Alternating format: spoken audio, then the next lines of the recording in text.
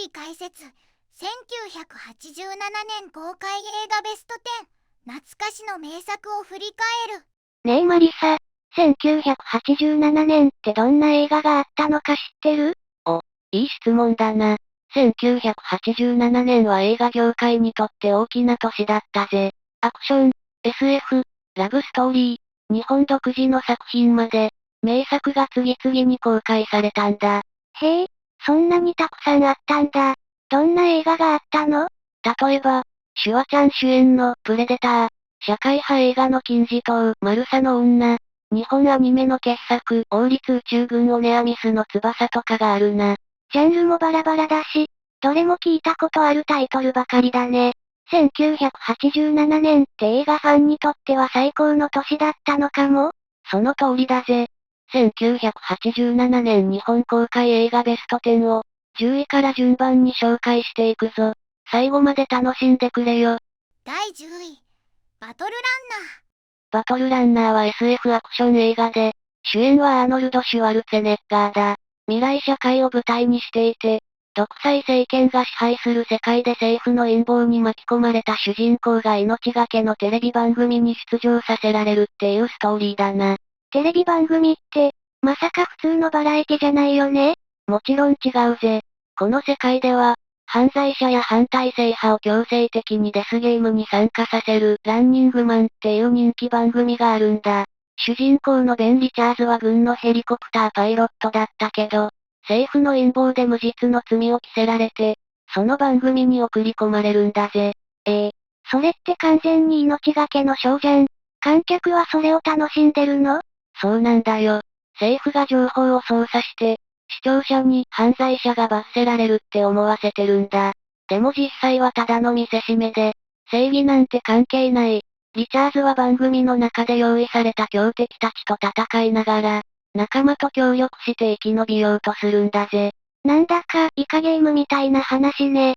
でも、シュワちゃん主演ってことは、バリバリのアクションが見どころなの？その通り、派手な戦闘シーンや、シュワちゃんの決め台詞が満載だぜ。特に、敵キャラたちはそれぞれ個性的な武器や能力を持っていて、バトルシーンはかなり見応えがあるんだ。例えば、電撃を操るダイナモやチェーンソーを使うバズソーなんかがいて、それぞれの対決がめちゃくちゃ熱いんだよ。敵キャラにもちゃんと特徴があるんだね。そういうのがあると戦いも盛り上がるよね。そうだぜ。それに、リチャーズの反撃シーンは最高だ。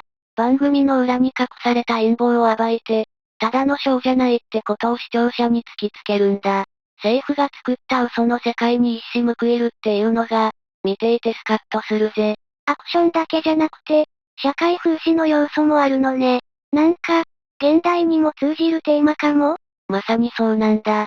情報操作、権力の暴走、大衆の洗脳。映画が公開された1987年だけじゃなくて、今の時代にも当てはまる話だよな。第9位、ブラインド、デート。ブラインドデートはロマンチックコメディ映画で、主演はブルース・ウィリスとキム・ベイシンガーだ。コメディ要素満載で、ドタバタな展開が魅力の作品だな。ブルース・ウィリスって、アクション映画のイメージが強いけど、ラブコメにも出てたんだね。そうなんだよ。しかもこの映画が、彼にとって初めての映画主演作だったんだぜ。まだ、ダイハードの前の話だから、ちょっと違った一面を見られるぞ。へえ、それは気になる。で、どんなストーリーなの？主人公のウォルターは、仕事人間のちょっと冴えない男。ある日、おじに紹介されてブラインドデート。つまり初対面の相手とデートすることになるんだ。その相手がキム・ベイシンが演じるナディアなんだけど、彼女にはちょっと変わった特徴があるんだよ。変わった特徴って？ナディアは、お酒を飲むと完全に人格が変わるんだ。普段は上品でおしとやかなんだけど、酔うと超はちゃめちゃな行動をするようになるんだぜ。それはやばい。ウォルターは大丈夫なの？いや、大丈夫どころじゃないぜ。デートの途中でナディアが飲酒してしまって、そこから彼の人生はめちゃくちゃになるんだ。レストランで大暴れしたり、元彼が絡んできたり、警察に捕まったり。まさにカオスだな。それって、もはやデートどころじゃないじゃん。だろ？でも、そんなトラブル続きのデートを通して、ウォルターは次第にナディアに惹かれていくんだよ。ただのコメディじゃなくて、ちょっとしたロマンス要素もちゃんとあるのがこの映画のいいところだな。なるほどね。ドタバタしながらも、二人の距離が縮まっていくのが見どころってわけか。そういうことだな。それに、ウォルターがナディアと過ごすことで、それまでの自分を変えていくっていう成長の要素もあるんだ。最初はただの仕事人間だった彼が、ナディアとの騒動を経て、自分の本当に大切なものに気づいていくんだぜ。単なるコメディじゃなくて、ちゃんとメッセージも込められてるんだね。ああ、そしてラストの展開がまた最高なんだ。最後はドタバタの末に、ウォルターがナディアに本気で惚れ込んでしまって、もう大混乱の中でのプロポーズっていう展開になるんだよ。第8位、王立宇宙軍、オネアミスの翼。これは、あのガイナックスが制作した作品だぜ。後の新世紀エヴァンゲリオンにつながる重要な作品とも言われてるんだ。ガイナックスって、あのエヴァの？じゃあ、すごいこだわりが詰まってそう。その通りだぜ。この作品は、架空の世界を舞台に、人類初の宇宙飛行を目指す青年の成長を描いた壮大な物語なんだ。設定も作り込みがすごくて、まるで実在する世界の歴史を見ているような感覚になるんだぜ。へえ、それは気になるね。どんなストーリーなの？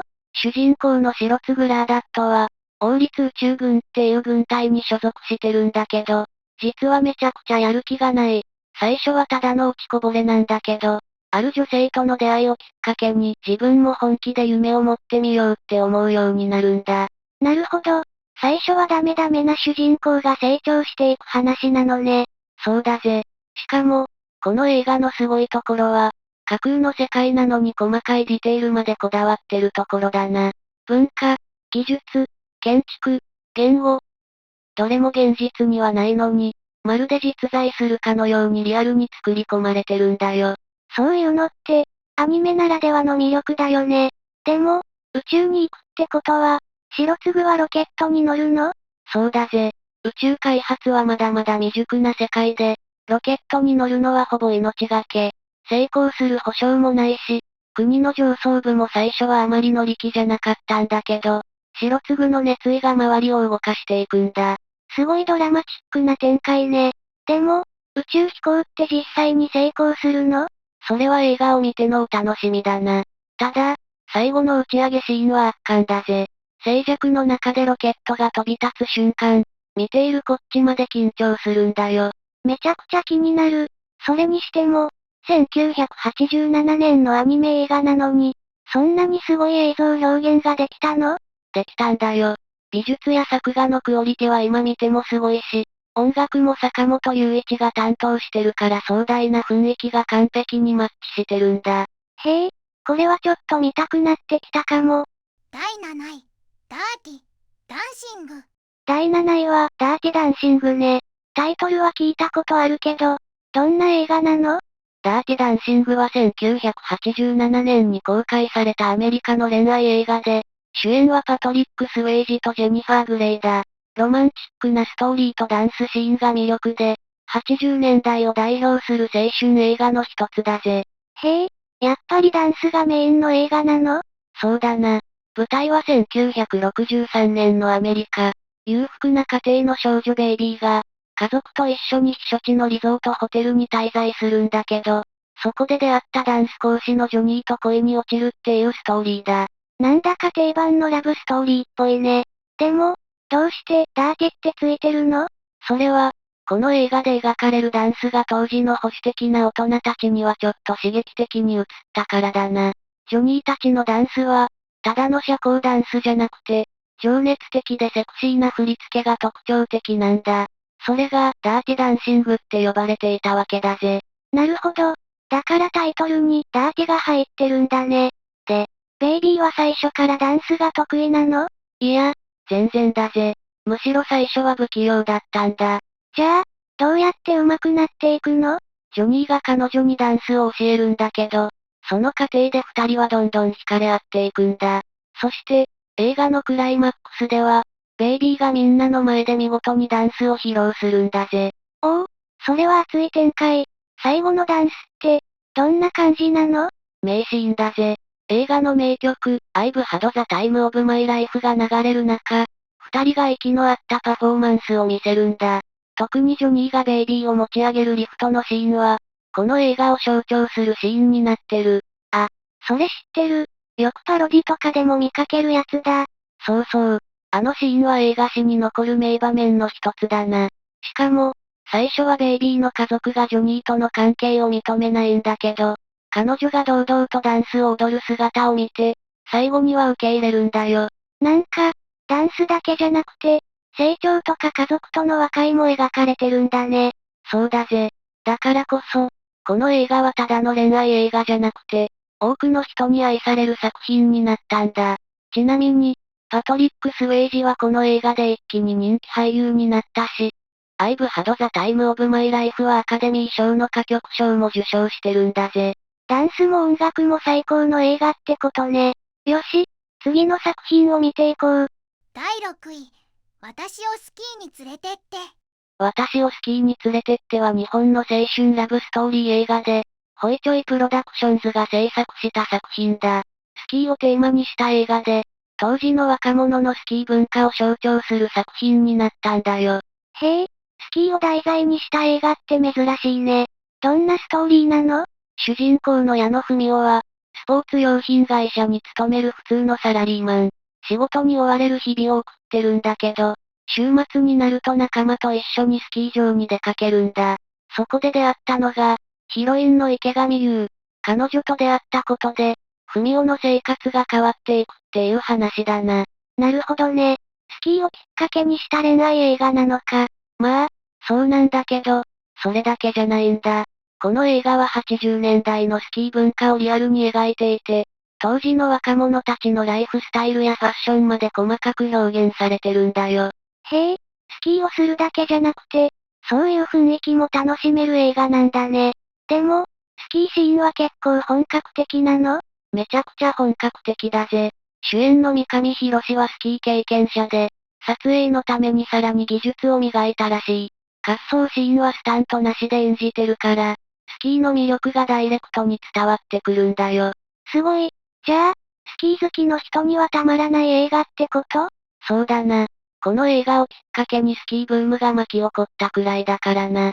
劇中に出てくるスキーウェアや道具が流行ったり、若者たちがこぞってスキー場に行くようになったんだよ。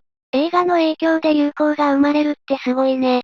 そんなに影響力があったんだ。ああ、まさに80年代を代表するトレンド映画だな。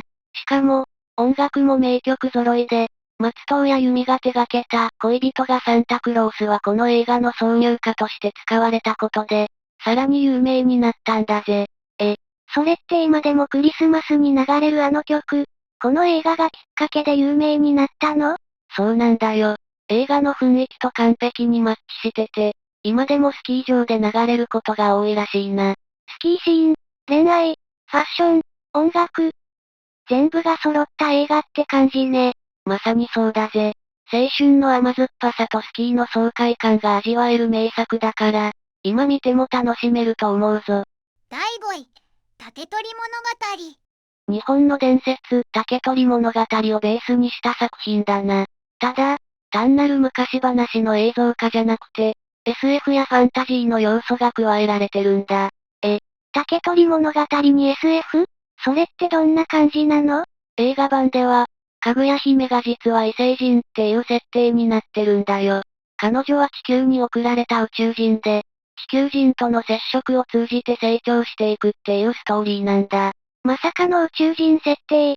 でも、竹取物語ってもともと月から来た姫の話だし、SF と相性は良さそうね。そうなんだ。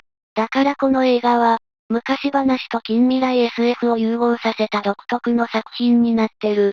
監督は市川崑で、かぐや姫役には沢口靖子が抜擢されたんだぜ。沢口靖子さんって、科捜研の女の人？そうそう。彼女の透明感がかぐや姫の神秘的な雰囲気にぴったりだったんだ。劇中では、かぐや姫は竹取の翁と共に暮らしながら、やがて高貴な求婚者たちに囲まれるんだけど、彼女には地球に残れない理由があるんだよ。それは原作と同じ流れなの？基本的には同じだけど、映画版では姫の正体や月からの使者との関係がもっと深く掘り下げられてるんだ。クライマックスでは、月の帝国と地球の運命をかけた壮大な展開が待ってるぜ。月の帝国まで出てくるの？そんなにスケールが大きい話だったんだ。ああ、それに特撮もかなり力が入ってるぞ。当時としてはかなり豪華なビジュアルで、衣装やセットも細かく作り込まれてる。特にかぐや姫が月に帰るシーンの演出は、神秘的で美しいんだ。うわぁ、なんかすごそう。特撮も本格的なら、映像的にも見応えありそうね。そうなんだ。幻想的なシーンが多くて、昔話を知ってる人でも新鮮な気持ちで楽しめる作品になってるんだぜ。なるほどねー。竹取物語を知ってる人にも、知らない人にも楽しめるってわけか。第4位、プレデター。プレデターはアメリカの SF アクション映画で、主演はアーノルド・シュワルツェネッガーだ。ジャングルを舞台に、最強の兵士たちと異星人の狩人が死闘を繰り広げるっていう、まさにハードコアなアクション映画だぜ。シュワちゃんが主演ってことは、派手な戦闘シーンが満載って感じ？その通り、シュワちゃん演じるダッチ率いる特殊部隊が、ジャングルで極秘任務を遂行するんだけど、途中から何者かに狙われるんだよ。仲間が次々と謎の存在に襲われて、やがて正体が宇宙から来たハンターだと判明するんだ。なるほど。プレデターってその異星人のことなのね。どんなやつなの？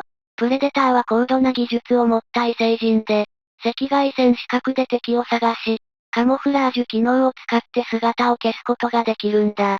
しかも、高性能な武器を駆使して、地球人を一方的に狩るんだぜ。それって人間側には勝ち目なくない？普通の銃じゃ倒せなさそう。だからこそ、物語が盛り上がるんだよ。特殊部隊のエリートたちが次々と倒されていく中で、ダッチだけが生き残り、知恵と野生の本能を駆使してプレデターに立ち向かうんだ。最終決戦では武器を捨てて、ジャングルの地形や罠を使った戦いになるんだぜ。なるほど。最先端のテクノロジー対人間の知恵と体力の勝負ってことか。めちゃくちゃ熱い展開じゃん。そうなんだよ。ラストバトルはまさに息を飲む戦いで、ジャングルに溶け込んで気配を消したダッチが、原始的な武器を使ってプレデターと戦うんだ。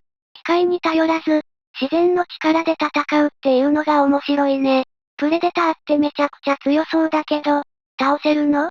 最後はダッチが罠を使ってプレデターを追い詰めるんだけど、プレデターもただではやられないんだよ。負けを悟ったプレデターは、なんと自爆装置を起動してジャングルごと吹き飛ばそうとするんだ。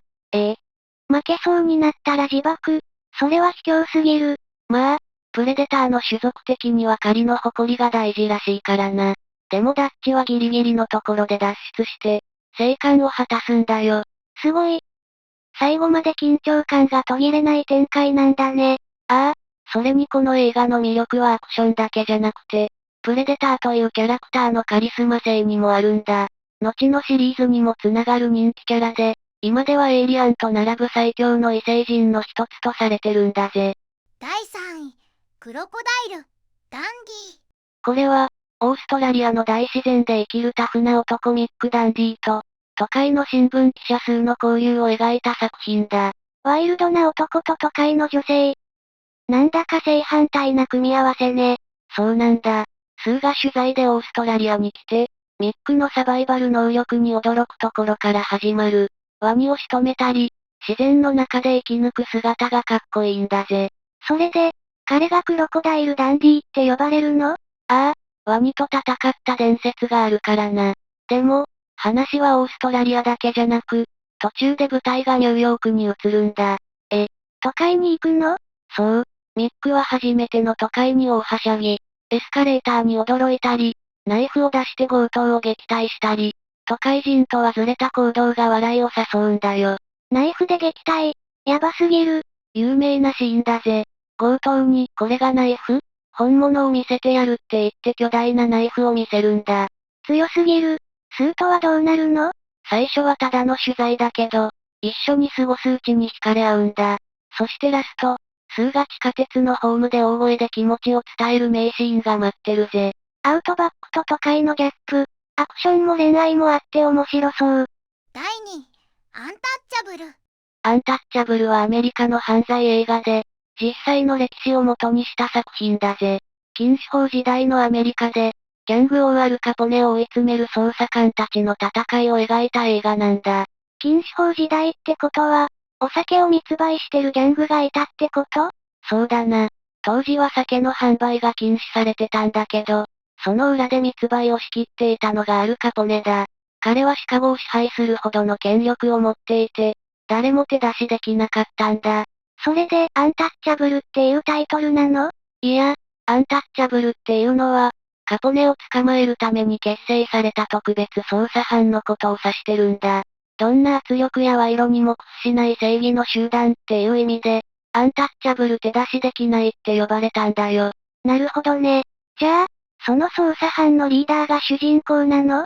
そう。主人公はエリオット・ネスっていう財務省の捜査官で、演じるのはケビン・コスナーだ。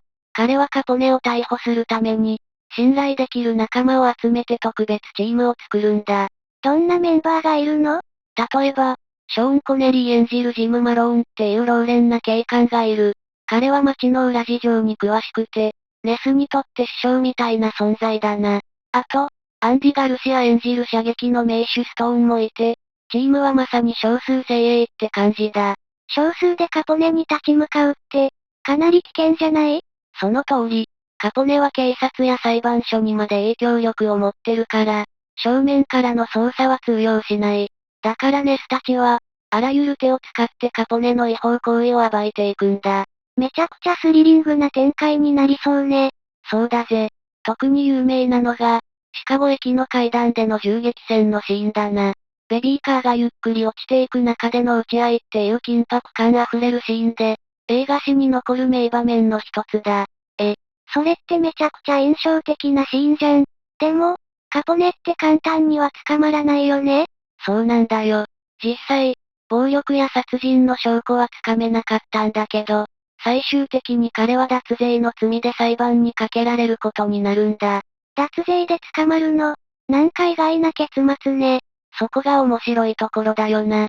表向きは無敵だったカポネも、法律の抜け道を使われてついに裁かれることになる。最後には、ネスの執念が実を結ぶんだぜ。ギャング対正義の戦いだけじゃなくて、自虐戦も絡んでくるんだね。めちゃくちゃ面白そう。ああ、クラシックな刑事映画の傑作だから、一度は見ておくべき作品だぜ。第1位、マルサの女。マルサの女は国税局査察部、通称マルサの女性捜査官が脱税を暴く物語だぜ。社会派映画でありながら、サスペンスやコメディの要素もあって、めちゃくちゃ面白いんだ。マルサって、税金を取り締まる人たちのことよね？映画の主人公は、そういう捜査をする女性なの？その通り、主人公の板倉涼子は、国税局の査察官で、演じるのは宮本信子だ。彼女が執念深い調査で、大物脱税者を追い詰めていくんだよ。へえ、警察じゃなくて税務署が主役の映画って珍しいね。そこがこの映画の面白いところだな。マフィアや殺し屋を追うわけじゃなくて、脱税っていう一見地味なテーマなんだけど、その調査がまるで刑事ドラマみたいにスリリングなんだ。どうやって脱税を暴いていくの？まずは怪しい企業や個人の資産を洗い出して、証拠を集めるんだ。銀行の記録や会社の帳簿を徹底的に調べて、不正な金の流れを突き止める。で、最終的にはガサ入れ、つまり強制捜査を仕掛けるんだぜ。そんなことまでできるの？ああ、マルサは税務署のエリート部隊だからな。脱税額が多いほど、調査も過酷になる。敵は巧妙に証拠を隠すし、金持ちは弁護士を雇って対抗してくる。でも、涼子は一歩も引かずに食らいついていくんだ。主人公はどんなキャラなの？仕事に対してめちゃくちゃストイックで、鋭い洞察力を持ってる。でも、プライベートは意外と普通の女性で、恋愛や日常の悩みもあるんだ。そのギャップが人間味を感じさせるキャラになってるぜ。なるほど。単なる仕事人間じゃなくて、ちゃんと人間ドラマがあるんだね。そうだな。それに、この映画が特に評価されたのは、リアルな税務調査の描写だ。伊丹十三監督が、実際の国税局関係者に取材して、細かい操作手順やリアルな緊張感をそのまま映像にしたんだ。リアリティがすごい映画ってことね。でも、最後はどうなるの？良子の執念の調査で、ついに巨額の脱税を暴くことに成功するんだけど、ラストには衝撃的な展開が待ってるんだよ。どうなるの？言いたくてうずうずしてる顔してるけど。ネタバレはしないでね。それは見てのお楽しみだぜ。とにかく、日本映画の傑作の一つだから、一度は見る価値がある作品だぞ。総評、まとめ。ついに1987年の映画ベスト10を全部紹介したね。改めて見返してみると、すごいラインナップだったな。アクション、SF、ラブストーリー、社会派ドラマまで、ジャンルの幅も広かったぜ。プレデターみたいな SF アクションもあれば、マルサの女みたいな社会派映画もあって、いろんな人が楽しめる年だったんだね。そうなんだよ。1987年は、まさに映画が多様化していた時期で、今も語り継がれる名作がたくさん生まれたんだ。特に、王立宇宙軍オネアミスの翼みたいに、日本のアニメ映画が海外でも注目され始めたのもこの時期だったな。確かに、今のアニメ映画の発展につながる作品だもんね。あと、私をスキーに連れてってみたいに、その後のブームを作る映画もあったし。そうだな。この年の映画が、その後の映画業界や社会に大きな影響を与えたのは間違いないぜ。こうやって振り返ると、1987年ってすごく特別な年だったんだね。まさに映画の黄金時代の一つだな。というわけで、今回のランキングはここまで。みんなもぜひ、1987年の映画を見てみてくれよな。最後までご視聴いただきありがとうございました。これからも役立つ情報をお届けいたしますので、チャンネル登録と高評価をよろしくお願いします。コメント欄でご意見や質問もお待ちしています。それではまた次回お会いしましょう。バイバイ。今日も一日良い日で、またね。